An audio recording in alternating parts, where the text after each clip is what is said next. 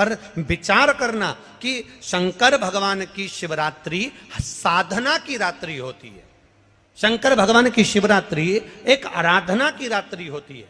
हमने पहले भी कथाओं में कहा, हर महीने शिवरात्रि आती है, प्रत्येक महीने शिवरात्रि पड़ती है, और प्रत्येक महीने की शिवरात्रि पर अगर आपसे बन सके, आप दुनिया में अगर आपके पास में लोग कहें कि ये बहुत गरीब व्यक्ति है, बहुत साधारण व्यक्ति है, इसके पास धन नहीं है, वैभव नहीं है, सत्ता नहीं है, इसके पास खुद का मकान नहीं है, इसके पास खुद की प्रॉपर्टी नहीं है, इसके पास खुद की दुकान नहीं है, दूसरे के यहाँ काम करता है, इसके पास कुछ भी नहीं है, हम उनसे कहेंगे 12 महीने शिवरात्रि आती है, 5 जगह पर चढ़ाई हुई बेलपत्र, आप एक वर्ष 12 शिवरात्रि का एक नियम ले लो, 5 जगह पर बेलपत्र समर्पित करना सीख जाओ।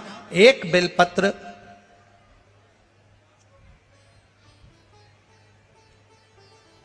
ये शिवलिंग, ये जलाधारी, बहुत ध्यान से देखना, ये चरण जहां से जल नीचे गिरता है, गणेश जी का स्थान, कार्तिकेय जी का स्थान, यह हस्तकमल माता पार्वती जी का हाथ हस्तकमल, शिवलिंग भगवान शंकर का स्थान। ऊपर से जो एक एक बूंद जल शिवलिंग के ऊपर गिर रहा है, शंकर भगवान की 5 बेटियां जया, विषहरा, शामरीबारी, दौतली, देव।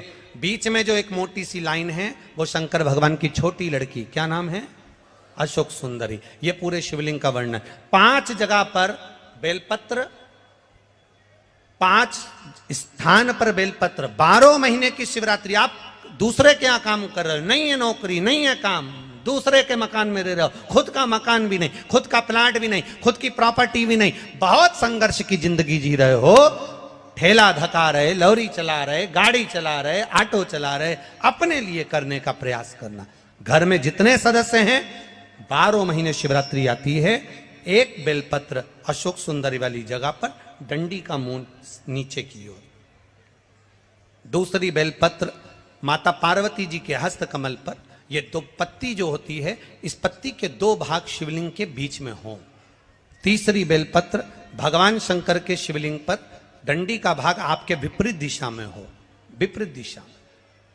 चौथी बेलपत्र भगवान शंकर का जहां से जल बहकर जाता है, जमीन पर जो जल बहता है, जमीन पे से जो जल बहकर जाता है, चौथी बेलपत्र उस जमीन के जल पर जहां से वो पानी बहकर जा रहा है, पूरे शिवलिंग को छोड़कर जहां से पानी जमीन पर बहकर जा रहा है उस स्थान पर। और 5वीं बेलपत्र नंदी का जो पांव ऊपर उठा हुआ है, उस पांव के पास में 5वीं बेलपत्र समर्पित करना। एक शिवरात्रि से लेकर 12 शिवरात्रि जो 1 वर्ष तक कर लेता है, 1 वर्ष अपनी कड़ी मेहनत के साथ में मेहनत पूरी करना। और ये 5 बेलपत्र हर महीने जो शिवरात्रि आती है उस पे समर्पित करना प्रारंभ कर दीजिए और मेहनत करना प्रारंभ कर दीजिए। आपको आपके कर्म का फल मिलेगा। साल भर के अंदर आप अच्छे बनकर बैठ सकते हैं। रहा है कोई बीमारी अपने शरीर में आने वाली है, डॉक्टर को दिखाने जाऊंगी, कोई तकलीफ बड़ी आने वाली है, कोई बड़ा रोग इस शरीर में ना आए, तो श्रावण के महीने में 3 जगह पर बेलपत्र, एक अशोक सुंदरी वाली जगह पर जिसकी डंडी का मुख जहां से पानी बहता है वहां रहे, बहुत ध्यान से सुनना। दूसरी बेलपत्र माता पार्वती जी का हस्त कमल जो जलाधारी है वहां, उसका डंडी का मुख अपनी ओर हो। तीसरी बेलपत्र शिवलिंग के ऊपर जिसका डंडी का मुख तुम जहां बैठे हो उससे ठीक विपरीत हो। अगर आप यहां बैठे हो तो डंडी का मुख उधर हो, आप यहां बैठे हो तो डंडी का मुख उधर हो, अपने विपरीत में डंडी का मुख हो। बेलपत्र चढ़ा देने के बाद 2 हाथ में जो तुम्हारे जल का पात्र है उसको बाबा को धीरे धीरे 3 स्थान पर धार थोड़ी थोड़ी चढ़ाई है और फिर बाबा का आचमन कर कर आई है। कोई जिंदगी में बड़ी बीमारी निकलेगी ही नहीं, बाबा स्वस्थ रखेगा। ये श्रेष्ठता। देखिए,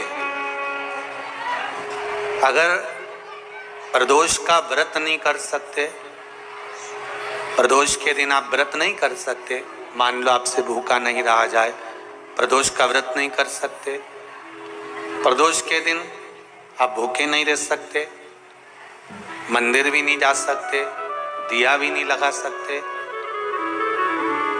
तो शिव महापुराण की कथा कहती है कि प्रदोष के दिन, प्रदोष काल में अपने ही दरवाजे के पास देवाधिदेव महादेव का स्मरण कर लक्ष्मी की वृद्धि के लिए, कार्य सिद्धि के लिए, संपदा को प्राप्त करने के लिए आप अपने ही दरवाजे के पास में एक दीप लगा सकते हो। कौन से दिन? प्रदोष के दिन।